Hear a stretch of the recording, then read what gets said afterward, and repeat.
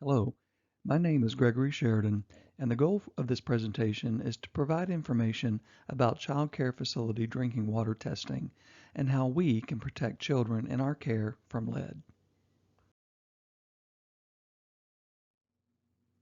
This presentation will address why it is important to test for lead in drinking water.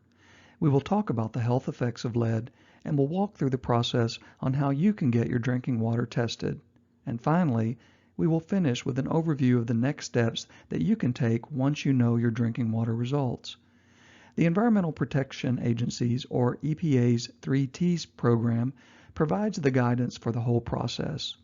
Everything you need to know about developing a lead testing program at your facility can be found in the EPA's 3Ts Toolkit, and a link to that site will be provided at the end of this presentation. So what exactly are the 3Ts? The 3Ts stand for training, testing, and taking action in regard to lead in drinking water. The first of the 3Ts is training. You may be wondering why we recommend testing for your facility's drinking water. Let's begin with a little training. We will talk about what lead is, how it gets into your drinking water, the health effects of lead exposure, and why it is important to test for it. Lead is a naturally occurring element. Lead is toxic to humans and animals. It may enter drinking water from within a building's plumbing and/or service lines. You cannot taste, smell, or see lead in drinking water. As water flows through a building's plumbing, lead can leach or seep out into the water. Older buildings are more likely to have lead pipes and fixtures, but every building has its own unique plumbing and should be screened for lead. Exposure to lead is especially dangerous to young children. This is because younger children drink more water for their size than older children or adults. Their bodies are less able to get rid of harmful substances because they are developing and absorb more than adults do. Too much lead in their bodies can result in behavioral problems, lower IQ, hyperactivity, slowed growth, hearing problems, and even anemia. Because of this, there is no known safe level of lead in drinking water. The next of the 3Ts is testing. Here, we will shift gears and talk about how you can get your water tested for lead. This is just a reminder that testing is an easy first step to protect children's health as well as to protect everyone drinking water at your facility. The first step to testing your facility's water is to find a qualified laboratory. Check with the Arkansas Department of Health Public Health Engineering section for guidance, or you can visit the link provided at the end of this presentation for a list of approved laboratories across the United States that schools could use to find a laboratory. This reference link is provided by the National Environmental Laboratory Accreditation Management System. Once you have found an accredited laboratory, when you contact them, let them know that you want to test for lead in your drinking water. The laboratory will walk you through the process and will include instructions on how to collect and return your water samples. Know that each laboratory may list lab results a little differently.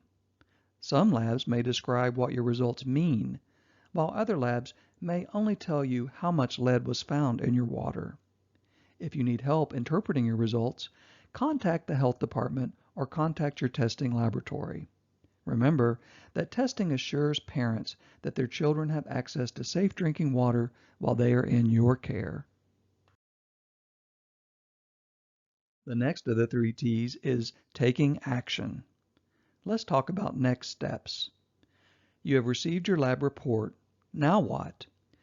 If you have any questions about what your lab results mean, about the report itself, or about what you can do, contact the Arkansas Department of Health Public Health Engineering section or your water testing laboratory. They are prepared to help you understand your results and recommend steps that you can take to better protect everyone who is drinking the water at your facility. Now, let's walk through a couple of scenarios. Let's say that your test results came back and no unsafe levels of lead were found. That's great. Share the news. There is no immediate action needed. On the other hand, what if your test results came back and you find out that you have an unsafe level of lead at your facility? Here are some things that you can do to take action. Taking action could include flushing your water for 30 to 60 seconds before you use it for drinking or cooking, replacing tap filters or water fountain filters, repairing and or replacing any plumbing that contains lead, using bottled water, especially for infant bottles, until the problem is fixed. You may also consider installing home water treatment, and really, home water treatment could be anything from a poured through pitcher to an attachment to your kitchen sink or a treatment system for your entire facility. If you are unsure as to which next steps are appropriate for your situation, or you need information on filters and other components that can help reduce potential exposure to lead, please contact the Arkansas Department of Health and or visit the link at the end of this presentation to the National Science Foundation's website. Thank you for playing an important role by protecting the children in your care by testing your drinking water for lead.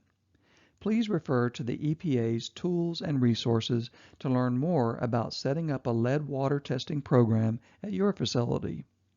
For more information on the EPA's 3Ts Toolkit, visit the link provided on your screen. In addition, to find an accredited laboratory for testing, visit the National Environmental Laboratory Accreditation Management Systems link provided on your screen. To find information on filters and other components that can help reduce potential exposure to lead, please visit the National Science Foundation's link provided on the screen. Thank you.